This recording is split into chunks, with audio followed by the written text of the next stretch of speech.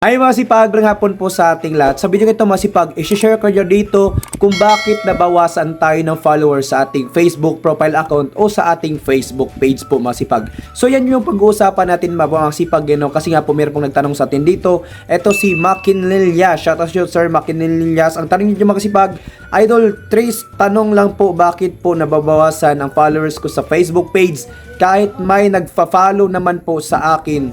Sana mapansin, Idol. So yan mga kasipag, maganda itong tanong sa atin ni Mike Nilias po mga kasipag, para magkaroon po ng idea po ang bawat isa, para maging aware po kung ano yung mga dahilan bakit nabawasan tayo dito ng followers po mga kasipag. So lima po i-share ko nyo dito mga kasipag, kung bakit tayo dito nabawasan po ng followers. At para malaman nyo na po iyon, proceed na tayo.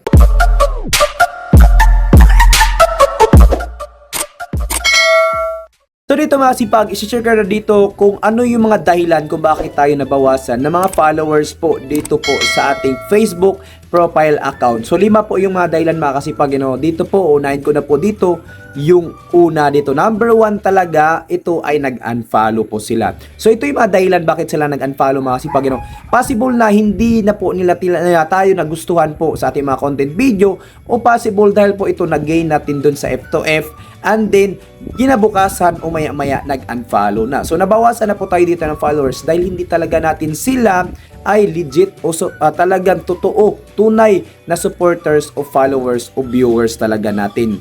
So, hindi po talaga sila legit po mga kasipag, tunay. So, yun yung mga dahilan kung bakit tayo nababawasan dahil yun po ay nagigain lang po natin sa F2F. Mas maganda pa rin talaga mga kasipag na magkaroon tayo dito ng maraming followers o supporters sa papamagitan lang po dito ng ating mga niche quality content, quality video na meron po silang matutunan talaga po mga kasipag. So meron silang mabe-benefit, meron silang malalaman o makukuha. Yan mga kasipag, yan po yung number 1 natin, sila po yung nag-unfollow. Dahil nag-follow lang po sila dahil sa F2F. Din maya-maya, kinabukasan, unfollow na. Dahil hindi mismo sila yung legit natin na supporters o viewers, dahil hindi nakuha natin sila sa quality content, quality video po masipag. Hindi natin sila na-gain doon.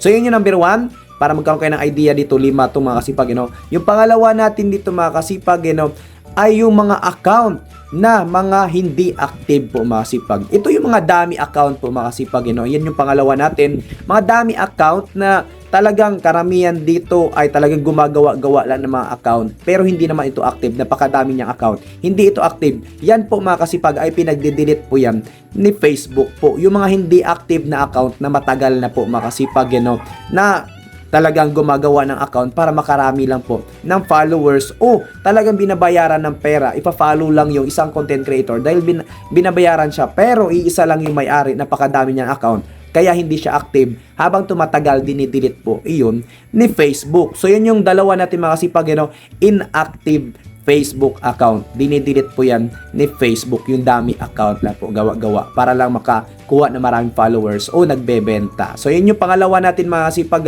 kung bakit tayo nabawasan dito ng followers. Then yung pangatlo natin mga kasipag, ay yung mga suspended na account, dahil po ito sa mga nagkaroon na maraming violation, sinuspende po ni Facebook. Nakarami na po siyang violation mga kasipag, sinuspende po mga kasipag.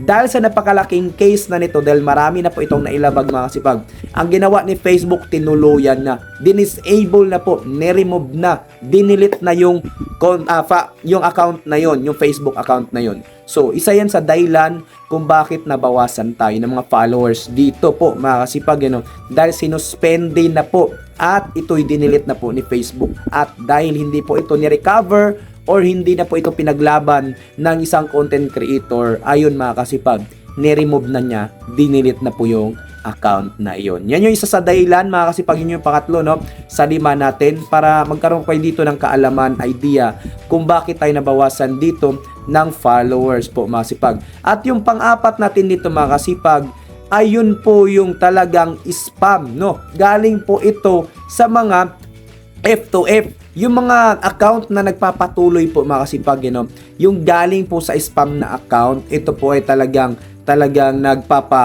F2F, engage to engage sa group. Yan mga kasipag, once na nagpapatuloy po tayo dyan, nadedetect po ni Facebook kung saan natin nagigain yung followers mo.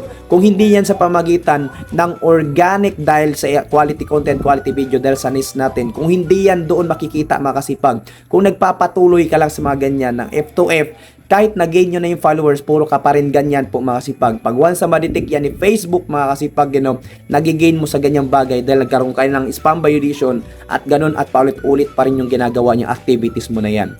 Possible na pinagdi-delete po ni Facebook yung mga ganyang account. Kaya possible na nabawasan tayo dito ng mga followers natin dahil ganun po yung ginagawa nila. Ganun po ang gawain po natin. Kaiwasan po natin yung F2F na papasubra.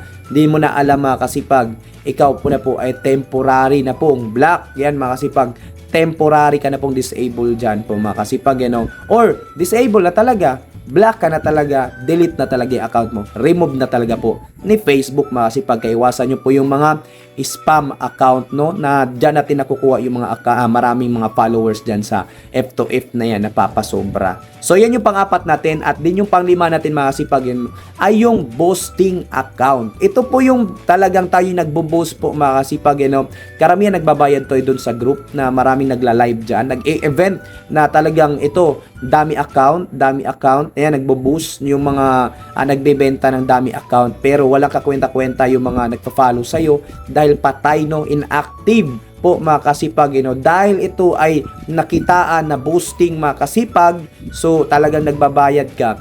Possible na isa yan sa dahilan kung bakit ito ay mawawala. Ito ay talagang ma-block, ito ay ma-remove na account, ito ay ma-delete na account po mga kasipag, yung mga boosting na account po. At hindi pa iyan talagang required ni Facebook, advisable na ito po ay i-monetize mga kasipag sa pamagitan na nag-gain na boosting po mga kasipag. So hindi po yan. Yan po yung dahilan mga kasipag, kung bakit tayo nabawasan dito ng mga followers. 5 po ang dahilan. So number 1, inactive account or nag-unfollow. And then pangalawa, inactive account. And then yung pangatlo, suspended account, tinuluyan na po ni Facebook. At yung pangalawa, inactive yun, dinelete na po or binlock na po ni Facebook dahil inactive yun. So dami account yun. Then yung pang-apat natin dito mga kasipag, alam nyo na po yung spam na galing po nakakagain ka na maraming followers.